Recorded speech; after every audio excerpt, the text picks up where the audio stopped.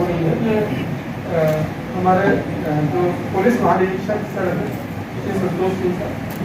Police महानिरीक्षक उज्जैन, उन्होंने ये बीट व्यवस्था जो कि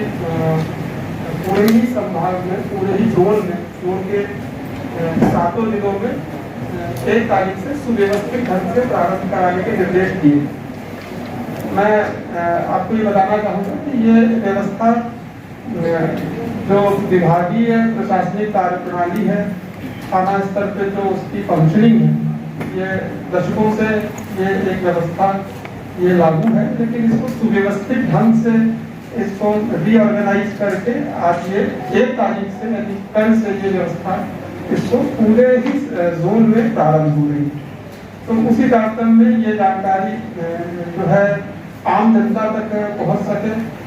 जिससे कि आम जनता जो है अधिक से अधिक जो है उसको सुविधा रहे पुलिस की सेवाएं प्राप्त करने में, उस दृष्टिकोण से मैं सारांश में आपको ये बताना चाहूँगा कि बीट व्यवस्था जो है वो थाना स्तर पे ये लागू रहती है। इसमें जो थाना स्तर के कर्मचारी होते हैं और अधिकारी होते हैं, उनको उनका एक क्षेत्राधिकार उनमें बांट दिया जाता है। वहाँ पर होने वाले अपराध, वहाँ के अपराधियों की जानकारी, वहाँ पे तमाम जो इंस्टीट्यूशंस हैं उनकी जानकारी, इस तरीके की पूरी जानकारी संकलित करने की उनकी जिम्मेदारी रहती है। और नियमित रूप से जो उनका क्षेत्राधिकार है, जिसको कि बीट कहा जाता है, उसके नियमित रूप से भ्रमण करने की जवाबदेही उनकी रहती है। तो इस व्यवस्था के तहत ये इसको चूंकि सुव्यवस्थित किया है हम लोगों ने, तो ये भी एक उसका भाग रहता है कि आम जनता को मालूम रहे कि उनका बीट अधिकारी कौन है, ताकि कभी किसी भी तरह पुलिस की सहायता की जरूरत हो, पुलिस से संबंधित सेवाओं की जरूरत हो, तो सीधे संपर्क कर सके। एक प्रकार से ये सामुदायिक पुलिसिंग का ही भाग है, जिसमें जनता की सुविधा और उसको जो है सहूलियत रहे, उस दृष्टिकोण से ये लागू रहता है। तो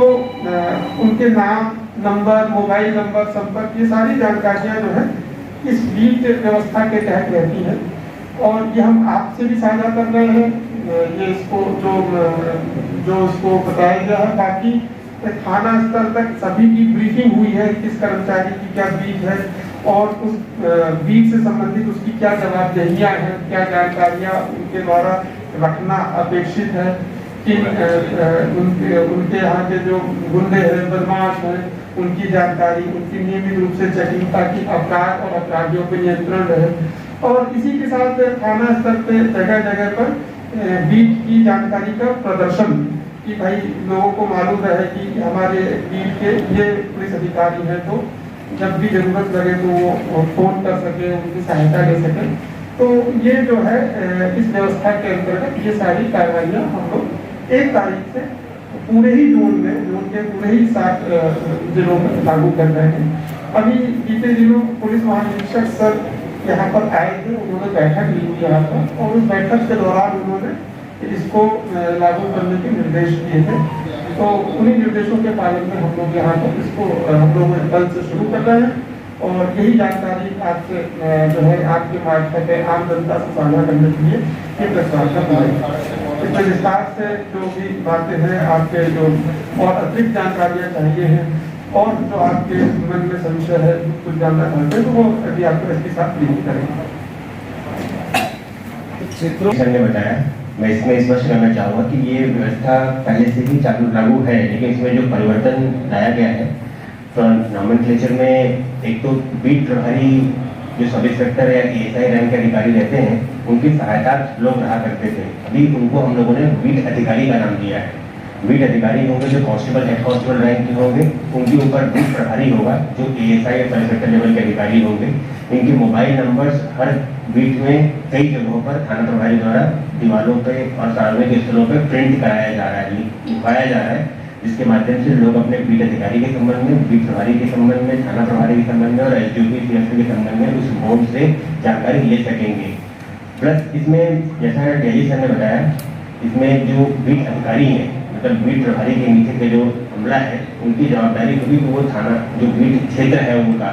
उस बीट क्षेत्र में जितने भी सेंसिटिव लोकेशंस हैं, जैसे मंदिर है, मस्जिद है, मजार है, इनकी जानकारी कलेक्ट करना था, प्लस रुकने के स्थान होते हैं, धर्मशाला है, होटल है, लॉज है, उनकी जानकारी कलेक्ट करना, उनके बीच क्षेत्र में रहने वाले जो भी इंस्टीट्यूटर है, गुंडा लोग हैं, प्लस जो पूर्व में आपराधिक गतिविधियों में शामिल रहे उन पर नजर रखना। कई बार ऐसा होता है कि उस बीट क्षेत्र का कोई व्यक्ति जिसकी जिला बदली कार्रवाई हुई रहती है, लेकिन रेगुलर चेकिंग नहीं होती क्योंकि वो लगता है एक बार आदेश हो गया, फिर कई बार सूचना मिलती है साहब वो त्योहार के टाइम पे तो घर में ही रह रहा है। तो ये जो बीट अधिकारी हैं, कांस्टेबल और हेड कांस्टेबल रैंक के अधिकारी हैं, उनकी जवाबदारी है कि आप इन लोगों की डिटेल रखेंगे। इसमें हम लोगों ने आज विस्तृत इनसे चर्चा की है, जो बीट अधिकारी बीट प्रभारी लोग हैं, सबको ये निर्देशित किया गया है कि सबके पास एक पॉकेट डायरी होगा। पॉकेट डायरी में सारी डिटेल लिखेंगे कि हमारे यहाँ से इसका जिला बदल हुआ है, ये इस तारीख से इस तारीख तक के लिए हुआ है, ये हमारे यहाँ का स्थायी वारंटी है, ये गिरफ्तारी वारंटी है, ये फरारी वारंटी है, ये होटल, लॉज, धर्मशाला, ये मंदिर, ये मस्जिद, या फिर ये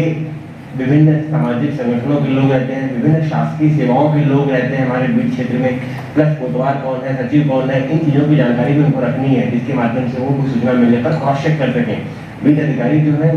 पहली जवाबदारी उनकी होगी सूचना संकलन करने की। अभी तक जैसे बीट की व्यवस्था जो थी, अधिकतर टाइम हम लोग देखते थे कि बीट प्रभारी जो थे उनका दायित्व ये होता था कि उस बीट में कोई अपराध घटित हुआ तो उसकी विवेचना उनको दे देते थे, या कोई बीट की शिकायत प्राप्त हुई तो उनकी जांच वो करते थे। मतलब बेसिकली अभी तक रिएक्टिव था, घटना हुई तो फिर आप बीट के अधिकारी देखेंगे, लेकिन अब इसको हम लोग चेंज करके प्रोएक्टिव करना चाह रहे हैं। घटना होने के पहले भी जवाबदारी फिक्स की जाएगी बीट वालों की कि भाई आप क्या कर रहे थे, ये घटना घटित हुई या फिर ये सूचना मिली है तो आप तक क्यों नहीं पहुंची। जैसे इसमें बताना चाहूंगा कि ये जो सिस्टम अभी चल रहा है जिसमें सूचनाएं डायरेक्टली एसपी, एडिशनल एसपी या फिर शांति दूत इन पे आती हैं, वो यथावत चालू रहेगी। लेकिन अगर सूचना हमारे पास तक आ रही है जनता के माध्यम से,